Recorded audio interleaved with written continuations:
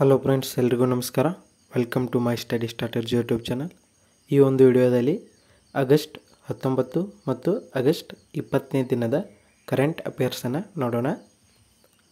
ಮೊದಲನೇದಾಗಿ ಇಲ್ಲಿ ಶಿಕ್ಷಣ ಎಂದರೆ ಏನು ಅಂತ ಅಭಿನವ ಗವಿಸಿದ್ದೇಶ್ವರ ಸ್ವಾಮಿಗಳು ಏನೈತಿ ಅದ್ಭುತವಾಗಿ ಹೇಳ್ಯಾರು. ನೀವು ಇದನ್ನು ಸ್ಕ್ರೀನ್ಶಾಟ್ ತಗೊಂಡು ಓದ್ಕೋಬೋದು. ನೆಕ್ಸ್ಟ್ ಇಲ್ಲಿ ಸರ್ಕಾರಿ ಹುದ್ದೆಗಳ ಪರೀಕ್ಷೆಗಳಲ್ಲಿ ಯಶಸ್ಸಿನ ಸಾಧನೆಯ ಪರಿಣಾಮಕಾರಿ ಅಧ್ಯಯನಕ್ಕೆ ಮಾರ್ಗೋಪಾಯಗಳು ಅಂತ ಕೊಟ್ಟರು. ಇದನ್ನು ನೀವು ಸ್ಕ್ರೀನ್ಶಾಟನ್ನು ತಗೊಂಡು ಓದ್ಕೋಬೋದು.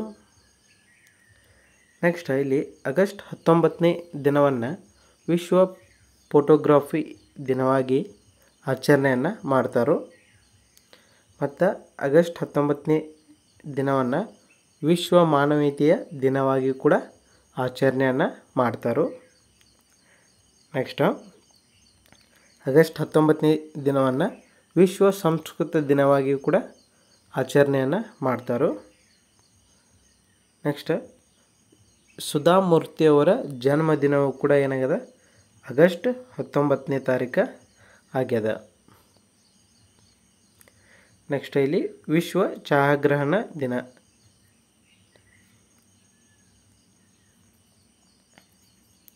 ಇಲ್ಲಿ ನೋಡ್ಬೋದು, ಇಂದು ಅಂದರೆ ಆಗಸ್ಟ್ 19ನೇ ತಾರೀಕು ವಿಶ್ವ ಛಾಯಾಗ್ರಹಣ ದಿನವನ್ನು ಆಚರಿಸಲಾಗುತ್ತದೆ. ಫೋಟೋಗ್ರಫಿ ಎಂಬುದು ಗ್ರೀಕ್ ಭಾಷೆಯ ಪದ. ಈ ಫೋಟೋಗ್ರಫಿ ಅನ್ನೋದು ಗ್ರೀಕ್ ಭಾಷೆಯ ಪದವಾಗಿದೆ. ಪೋಸ್ ಎಂದರೆ ಬೆಳಕು, ಗ್ರಾಫಿಯನ್ ಎಂದರೆ ಬೆಳಕಿನಿಂದ ಬರೆದಿದ್ದು ಛಾಯಾಗ್ರಹಣ ಎಂದ ಅರ್ಥವನ್ನು ಕೊಡ್ತದೆ. ಇದ್ರ ಬಗ್ಗೆ ಕಂಪ್ಲೀಟ್ ಡೀಟೇಲ್ ಇಲ್ಲದ ನೀವು ಓದ್ಕೋಬೋದು. ನೆಕ್ಸ್ಟು ವಿಶ್ವ ಮಾನವೀಯ ದಿನ ಆಗಲೇ ಹೇಳಿದ್ದೆ.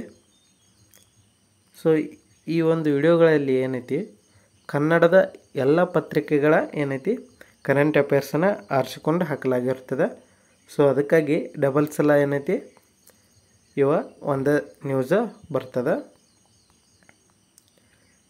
ಇಲ್ಲಿ ಸಮಾಜ ವಿಜ್ಞಾನದ ಭೂಗೋಳಶಾಸ್ತ್ರದ ಕೆಲವು ಪ್ರಶ್ನೆಗಳಿದಾವೆ.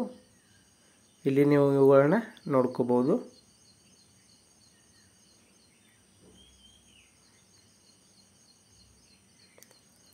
ನೆಕ್ಸ್ಟ್ ದಿನಕ್ಕೊಂದು ಪ್ರಶ್ನೆ.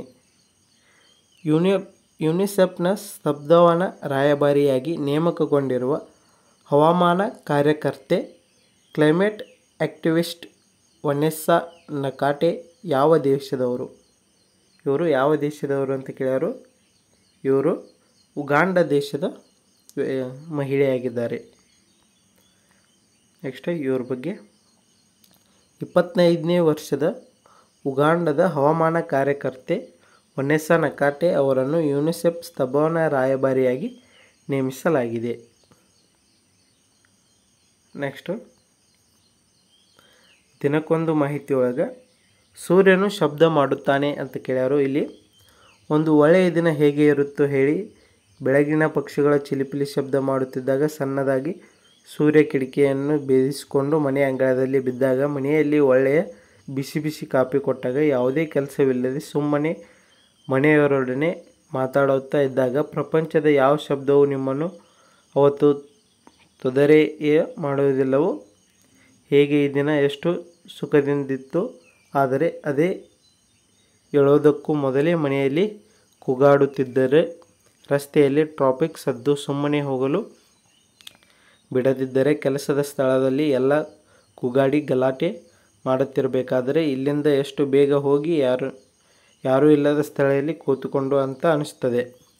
ಆದರೆ ಈ ಕೂತ್ಕೊಂಡ ದೊಡ್ಡದಾಗಿ ಸೂರ್ಯನ ಶಬ್ದ ಕೇಳ್ತಿದ್ರೆ ನಿಜ ಸೂರ್ಯನಿಗೂ ತನ್ನದೇ ಆದ ಶಬ್ದವಿದೆ. ಆದರೆ ಅದು ನಮಗೆ ಕೇಳಿಸುವುದಿಲ್ಲ, ಏಕೆಂದರೆ ಮನುಷ್ಯನ ಕೇಳಿಸಿಕೊಳ್ಳುವ ಮಿತಿಗಿಂತಲೂ ಅದು ಎಷ್ಟೋ ದೂರದಲ್ಲಿದೆ. ನೆಕ್ಸ್ಟ್ ಕರಾವಳಿ ಪಡೆಯ ಮಹಾನಿರ್ದೇಶಕ ರಾಕೇಶ್ ಪಾಲ್ ಅವರು ಏನೈತಿ ಮರಣವನ್ನು ಹೊಂದಿದ್ದರು. ಇವರು 25ನೇ ಏನೈತಿ ಮಹಾನಿರ್ದೇಶಕರಾಗಿ ಜುಲೈ ತಿಂಗಳ 19ನೇ ತಾರೀಕು ಏನೈತಿ ಆಯ್ಕೆ ಆಗಿದ್ದರು. ನೆಕ್ಸ್ಟ್ ಭಾರತದ ಅಂಜೂರ ರಸ ಪೋಲೆಂಡ್ಗೆ ರಫ್ತು. ಭಾರತದ ಅಂಜೂರದ ರಸವನ್ನು ಪೋಲೆಂಡ್ಗೆ ರಫ್ತನ್ನು ಮಾಡಲಾಗ್ತದೆ. ಇಲ್ಲಿ ಭಾರತದ IG ಟ್ಯಾಗ್ ಮಾಡಿದ ಸಿದ್ಧ ಕುಡಿಯುವ ಪುರಂದರ ಅಂಜೂರ ರಸವನ್ನು ಪೋಲೆಂಡ್ಗೆ ಮೊದಲ ಬಾರಿಗೆ ರಫ್ತು ಮಾಡಲಾಗುತ್ತಿದೆ. ಈ ಮೊದಲು ಏನೈತಿ 2022ರಲ್ಲಿ ಮೊದಲ ಬಾರಿಗೆ ಜರ್ಮನಿಗೆ ರಫ್ತು ಮಾಡಲಾಗಿತ್ತು. ನಂತರ ಏನೈತಿ ಪೋಲೆಂಡ್ ದೇಶಕ್ಕೆ ರಫ್ತು ಮಾಡಲಾಗ್ತಿದೆ. ಇಲ್ಲಿ ಹರಿಯಾಣ ಎಸ್ಸಿಗೆ 20%, ಎಸ್ಸಿಗೆ 20%, STಗೆ 10% ಮೀಸಲನ್ನು ಇಡಬೇಕಂತ ಅವರ ಮಾಡಿದರು. ಹರಿಯಾಣದ ಮುಖ್ಯಮಂತ್ರಿ ನಯಾಬ್ ಸಿಂಗ್ ಅವರ ಇದನ್ನು ಪ್ರಕಟಣೆಯನ್ನು ಮಾಡಿದರು. ನೆಕ್ಸ್ಟ್ ಪಂಕಜ್ ಮುಡಿಗೆ ವೆಸ್ಟರ್ನ್ ಬಿಲಿಯರ್ಡ್ಸ್ ಕಿರೀಟ ಅಂತ ಇಲ್ಲಿ ಕೊಟ್ಟರು. ಭಾರತದ ತಾರಾ ಬಿಲಿಯರ್ಡ್ಸ್ ಮತ್ತು snooker champion Pankaj Advani western India billiards ಮತ್ತು ಸ್ಕೂನರ್ ಚಾಂಪಿಯನ್ಶಿಪ್ ಕಿರೀಟವನ್ನು ಧರಿಸಿದರು. ಇವರ ಈ ಚಾಂಪಿಯನ್ದಲ್ಲಿ ಗೆದ್ದರು. ಬಿಲಿಯರ್ಡ್ಸ್ ಮತ್ತು ಸ್ಕೂನರ್ ಚಾಂಪಿಯನ್ಶಿಪ್ನಲ್ಲಿ ಇವರು ಗೆದ್ದರು. ನೆಕ್ಸ್ಟ್ ಮಾಜಿ CM ಕರುಣಾನಿಧಿ ಜನ್ಮ ಶತಮಾನೋತ್ಸವದ 100ರ ನಾಣ್ಯವನ್ನು ಬಿಡುಗಡೆಯನ್ನು ಮಾಡಿದರು.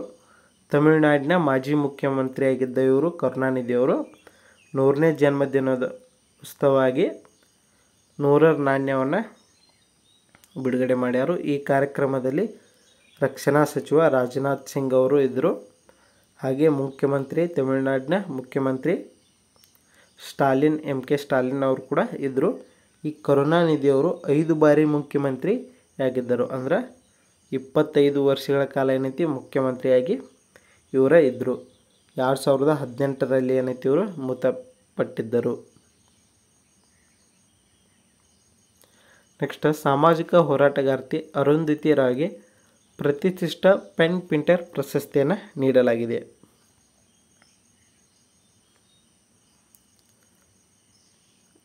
ಇದನ್ನು ಜರ್ನಲಿಸಮ್ ಅಂದ್ರೆ ಲೇಖಕ ಅಥವಾ ಲೇಖಿಗಳಿಗೆ ಏನೈತಿ ಈ ಪೆನ್ ಪಿಂಟರ್ ಪ್ರಶಸ್ತಿಯನ್ನು ನೀಡಲಾಗ್ತದೆ. ಅದರೊಳಗೆ ಈ ಸಲ ಅರುಂಧತಿ ರಾಯ್ ಅವರಿಗೆ ಏನೈತಿ ಈ ಪ್ರಶಸ್ತಿಯನ್ನು ನೀಡಲಾಗಿದೆ. ನೆಕ್ಸ್ಟ್ 2035ರ ವೇಳೆಗೆ ಭಾರತದ ಬಾಹ್ಯಾಕಾಶ ಕೇಂದ್ರ ಸ್ಥಾಪನೆಯನ್ನು ಮಾಡಲಾಗ್ತದೆ ಅಂತ ಹೇಳ್ಯಾರು. ಇಲ್ಲಿ 2035ರ ವೇಳೆಗೆ ಭಾರತವು ತನ್ನದೇ ಆದ ಸ್ವಂತ ಬಾಹ್ಯಾಕಾಶ ನಿಲ್ದಾಣವನ್ನು ಸ್ಥಾಪಿಸುವ ನಿರೀಕ್ಷೆ ಎಲ್ಲಿದೆ ಅಂತ ಇಲ್ಲಿ ಹೇಳಿದರು.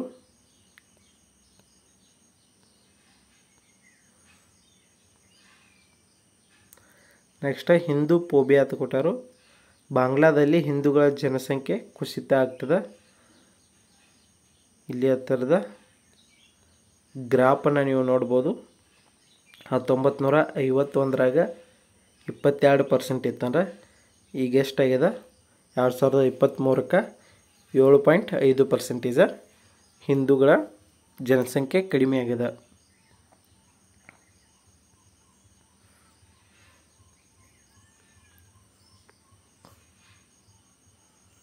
ನೆಕ್ಸ್ಟ್ ಇಲ್ಲಿ ಮೈಸೂರು ಚಾಮುಂಡೇಶ್ವರಿ ದೇವಸ್ಥಾನ ಖಾಸಗಿ ಸ್ವತ್ತು, ರಾಜವಂಶರ ಪ್ರತಿಪಾದನೆ, ಚಾಮುಂಡಿಯ ಆಸ್ತಿಗೆ ಜಟಾಪಟಿ ಅಂತ ಕೊಟ್ಟರು. ಸೊ ಇದ್ರ ಬಗ್ಗೆ ಕಂಪ್ಲೀಟಾಗಿ ವಿವರಣೆ ಅದ, ನೀವು ಖಾಲಿ ಇದ್ದಾಗ ನೋಡ್ಕೋಬೋದು. ಸೊ ಇದ್ರ ಬಗ್ಗೆ ಗೊತ್ತಿರಬೇಕಷ್ಟ, ಇದೇನು ಎಕ್ಸಾಮ್ದಾಗ ಅಷ್ಟೇನು ಕೇಳಂಗಿಲ್ಲ. ನೆಕ್ಸ್ಟ್ ಆಗಸ್ಟ್ 20ನೇ ದಿನದ ನೋಡಿ ಈಗ ದೇವರಾಜ್ ಅರಸ್ ಅವರು ಏನೈತಿ ಆಗಸ್ಟ್ 20ರಂದು ಹುಡ್ತಾರೆ. 1915ರಾಗ ಇವರು ಜನ್ಮವನ್ನು ತಾಳಿದ್ರು. ಮತ್ತು ಇವರು 2 ಬಾರಿ ಏನೈತಿ ಕರ್ನಾಟಕದ ಮುಖ್ಯಮಂತ್ರಿಯಾಗಿಯೂ ಕೆಲಸವನ್ನು ಮಾಡಿದರು. ನೆಕ್ಸ್ಟ್ ಅದೇ ದಿನ ಏನೈತಿ ರಾಜೀವ್ ಗಾಂಧಿಯು ಕೂಡ ಹುಡ್ತಾರು. ಸೊ ಇವರು 1944 ಆಗಸ್ಟ್ 20ರಂದು ಏನೈತಿ ಇವರು ಜನಿಸ್ತಾರೆ. ನೆಕ್ಸ್ಟ್ ಆಗಸ್ಟ್ 20ನೇ ತಾರೀಕು NR ನಾರಾಯಣ ಮೂರ್ತಿ ಅವರು ಕೂಡ ಜನಿಸ್ತಾರೆ. ಇವರು ಇನ್ಫೋಸಿಸ್ ಸಂಸ್ಥೆಗೆ ಸ್ಥಾಪಕರಾಗ್ಯಾರು. ನೆಕ್ಸ್ಟ್ ಆಗಸ್ಟ್ 20 ಬ್ರಹ್ಮ ಸಮಾಜದ ಮೊದಲ ಅಧಿವೇಶನ ಏನೈತಿ ಆಗಸ್ಟ್ 20ರಂದು 1828ರಲ್ಲಿ ಕೋಲ್ಕತ್ತಾದಲ್ಲಿ ನಡೆದ ರಾಜಾರಾಮ್ ಮೋಹನ್ ರಾಯ್ ಅವರ ಸ್ಥಾಪಿತ ಬ್ರಹ್ಮ ಸಮಾಜದ ಮೊದಲ ಅಧಿವೇಶನ ಆಗಿದೆ. ಸೊ ಬ್ರಹ್ಮ ಸಮಾಜವನ್ನು ರಾಜಾರಾಮ್ ಮೋಹನ್ ರಾಯ್ ಅವರು ಸ್ಥಾಪನೆ ಮಾಡ್ತಾರೆ. ಆರ್ಯ ಸಮಾಜವನ್ನು ದಯಾನಂದ ಸರಸ್ವತಿಯವರ ಸ್ಥಾಪನೆಯನ್ನು ಮಾಡ್ತಾರೆ. ನೆಕ್ಸ್ಟ್ 1921ರಲ್ಲಿ ಬ್ರಿಟಿಷ್ ವಿರುದ್ಧ ಕೇರಳದಲ್ಲಿ ಮೋಪ್ಲಾ ದಂಗೆಗೆ ಆರಂಭವಾಗಿತ್ತು. ಆಗಸ್ಟ್ 20ರಂದು ಏನೈತಿ ಈ ಮೋಪ್ಲಾ ದಂಗೆ ಆರಂಭವಾಗಿತ್ತು. ಸೊ 1944ರಲ್ಲಿ ರಾಜೀವ್ ಗಾಂಧಿ ಅವರ ಜನ್ಮ ಆಗೈತಿ. 1946ರಲ್ಲಿ ಇನ್ಫೋಸಿಸ್ ಸಂಸ್ಥೆಯ ಸ್ಥಾಪಕ. ಪದ್ಮಶ್ರೀ ಪದ್ಮಭೂಷಣ ಪ್ರಶಸ್ತಿಗಳು ಕೂಡ ಇವರಿಗೆ ದೊರೆತಾವು. ನಾರಾಯಣ ಮೂರ್ತಿ ಅವರು ಆಗಸ್ಟ್ 20ರಂದು ಜನಿಸ್ತಾರೆ. ಸೊ ಇಲ್ಲಿ ದಿನಕ್ಕೊಂದು ಪ್ರಶ್ನೆ ಒಳಗೆ ಸುಬ್ರೋಟೋ ಕಪ್ ಯಾವ ಕ್ರೀಡೆಗೆ ಸಂಬಂಧಿಸಿದೆ ಅಂತ ಕೇಳೋರು. ಇದು ಫುಟ್ಬಾಲ್ ಕ್ರೀಡೆಗೆ ಏನೈತಿ ಸಂಬಂಧಪಟ್ಟ ಕಪ್ ಆಗ್ಯದ ಸುಬ್ರೋಟೋ. ನೆಕ್ಸ್ಟ್ ದಿನಕ್ಕೊಂದು ಮಾಹಿತಿ ಅದ. ಆತಂಕದಲ್ಲಿ ಬೆವರು ಹತ್ತದ, ನೀವು ಇದನ್ನು ಓದ್ಕೋಬೋದು. ನೆಕ್ಸ್ಟ್ ಕಲ್ಯಾಣವಾಗುತ್ತಿರುವ ಕಲ್ಯಾಣ ಕರ್ನಾಟಕ.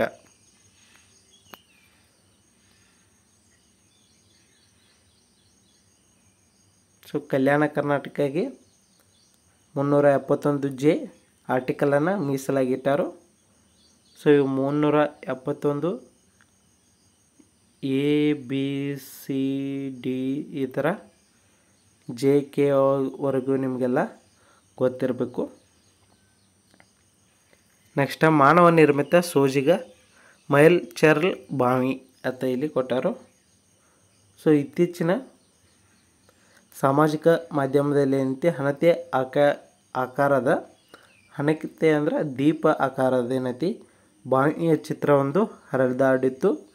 ನೋಡಲು ಬಹು ಆಕರ್ಷವಾಗಿರುವ ಈ ಬಾವಿ ದೇಶದ ಪ್ರಮುಖ ಮೆಟ್ಟಿಲು ಬಾವಿಗಳಲ್ಲೊಂದು. ತಿಳಕದ್ದು ಬಣ್ಣದ ಗ್ರಾನೈಟ್ ಕಲ್ಲುಗಳಿಂದ ನಿರ್ಮಿತವಾಗಿರುವ ಈ ಬಾವಿ ಮೈಲ್ ಚರ್ಲ್ ಬಾವಿ ಎಂದು ಇದನ್ನು ಕರೀತಾರೆ. ಇದು 17ನೇ ಶತಮಾನದಲ್ಲಿ ನಿರ್ಮಾಣಗೊಂಡಿರಬಹುದೆಂದು ಹೇಳಲಾಗ್ತದೆ. Next ಪಾರ್ಮೋವೈರಸ್ 19B.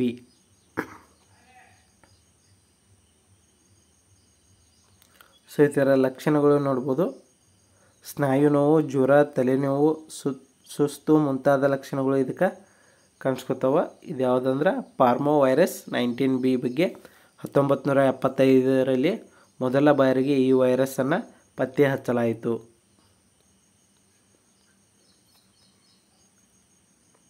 Next Prabhakar Kore ಇತ್ತೀಚಿನ ಸುದ್ದಿಯಲ್ಲಿದ್ದರು. ಇವರು ಯಾವ ಕ್ಷೇತ್ರದ ಸಾಧಕರು? ಸೊ ಪ್ರಭಾಕರ್ ಕೋರೆ ಅವರ ಹೆಂಡತಿ KLS ಸಂಸ್ಥೆ ಸ್ಥಾಪಕ ಆಗ್ಯಾರು. ಇವರ ಶಿಕ್ಷಣ ಕ್ಷೇತ್ರಕ್ಕೆ ಸಂಬಂಧಪಟ್ಟವರು. ಆಲ್ಮೋಸ್ಟ್ ಎಲ್ಲ ಕಡೆ ಏನೈತಿ ಇವರು ಕಾಲೇಜ್ಗಳು ಇರ್ತಾವೆ. KLE ಕಾಲೇಜ್ ಹಾಗೆ ಹಾಸ್ಪಿಟಲ್ಗಳು ಕೂಡ ಇವರು ಅದಾವು. ಸೊ ಇಲ್ಲಿ ಪಗು ಹಳಕಟ್ಟಿ ಫೌಂಡೇಶನ್ ನೀಡುವ ವಚನ ಪಿತಾಮಹ ಪಗು ಹಳಕಟ್ಟಿ ರಾಷ್ಟ್ರೀಯ ಪ್ರಶಸ್ತಿಗೆ ಏನೈತಿ ಸಾಹಿತ್ಯ ಕ್ಷೇತ್ರದಿಂದ ಸಾಣೆಹಳ್ಳಿಯ ಪಂಡಿತಾರಾಧ್ಯ ಶಿವಾಚಾರ್ಯ ಸ್ವಾಮೀಜಿ, ಶಿಕ್ಷಣ ಕ್ಷೇತ್ರದಿಂದ ಪ್ರಭಾಕರ್ ಕೋರೆ ಅವರಿಗೆ ಏನೈತಿ ಮತ್ತು ಸಮಾಜ ಸೇವೆಯಿಂದ ತೇಜಸ್ವಿನಿ ಅನಂತಕುಮಾರ್ ಅವ್ರನ್ನ ಆಯ್ಕೆಯನ್ನು ಮಾಡಲಾಗಿದೆ. ಯಾಕಂದ್ರೆ ವಚನ ಪಿತಾಮಹ ಪಗು ಹಳಕಟ್ಟಿ ರಾಷ್ಟ್ರೀಯ ಪ್ರಶಸ್ತಿಗೆ ಇವರು ಭಾಗಿಯಾಗ್ಯಾರು. ನೆಕ್ಸ್ಟ್ ವಚನ ಪಿತಾಮಹ ಪಗು ಹಳಕಟ್ಟಿ ಅವರ ಸ್ಮರಣಾರ್ಥ ಈ ಪ್ರಶಸ್ತಿಯನ್ನು ಸ್ಥಾಪಿಸಲಾಗಿದೆ. ಸಾಹಿತ್ಯ, ಶೈಕ್ಷಣಿಕ ಮತ್ತು ಸಮಾಜ ಸೇವೆ ಕ್ಷೇತ್ರದಲ್ಲಿ ಸಾಧನೆ ಮಾಡಿದವರಿಗೆ ಈ ಪ್ರಶಸ್ತಿಯನ್ನು ನೀಡಲಾಗ್ತದೆ.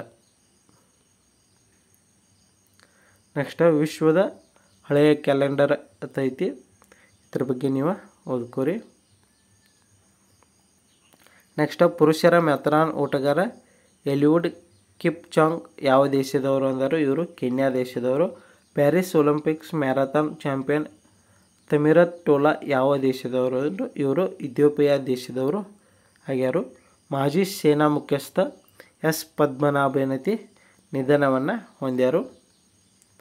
ನೆಕ್ಸ್ಟ್ EV ಚಾರ್ಜಿಂಗ್ ದೇಶದಲ್ಲಿ ಕರ್ನಾಟಕಕ್ಕೆ ಅಗ್ರಸ್ಥಾನದ ಗರಿಮೆಯನ್ನು ಬಂದದ. ಅತಿ ಹೆಚ್ಚು EV ಅಂದರೆ ಎಲೆಕ್ಟ್ರಿಕ್ ಚಾರ್ಜರ ಸ್ಟೇಷನ್ಗಳು ಅತಿ ಹೆಚ್ಚು ಕರ್ನಾಟಕದಾಗ ಸ್ಥಾಪನೆ ಅದಾವು.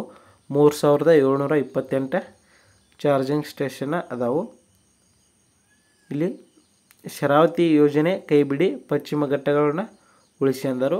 ಇಲ್ಲಿ ಶರಾವತಿ ಯೋಜನೆಯಿಂದ ಏನೈತಿ, ಕಾಡ ಆಲ್ಮೋಸ್ಟ್ ಆಲ್ ನೀರು ನಿಲ್ಲೋದ್ರಿಂದ ಮುಳುಗ್ತದೆ. ಹಾಗಾಗಿ ಈ ಶರಾವತಿ ಯೋಜನೆಯನ್ನು ಕೈ ಬಿಡಿ, ಪಶ್ಚಿಮ ಘಟ್ಟವನ್ನು ಉಳಿಸಿ ಅಂತ ಆರ್ಟಿಕಲ್ ಬಂದದ. ನೆಕ್ಸ್ಟ್ ಸುಂದರ ಅಫಘಾನ್ ಅಂತ ಕೊಟ್ಟಾರು. ಸೊ ಇದನ್ನು ನೀವು ನೋಡ್ಬೋದು. ಇದರ ಬಗ್ಗೆ ಡಾಕ್ಟರ್ ಬ್ರೋ ಅವರು ಒಂದು ವಿಡಿಯೋ ಮಾಡ್ಯಾರು. ಸೊ ಅಫಘಾನದಲ್ಲಿ ಹೋದಾಗ ಇದನ್ನೆಲ್ಲ ತೋರಿಸ್ಯಾರು. ಯಾರು ನೋಡಿಲ್ಲ ಹೋಗಿ ನೋಡ್ರಿ. ನೆಕ್ಸ್ಟ್ ಉಚಿತ ಸೈಕಲ್ ಯೋಜನೆಯಿಂದ ಮೌನ ಕ್ರಾಂತಿ ಅಂತ ಕೊಟ್ಟಾರು. ಗ್ರಾಮೀಣ ಬಾಲಕರಿಗೆ ವರದಾನವಾದ ಯೋಜನೆ.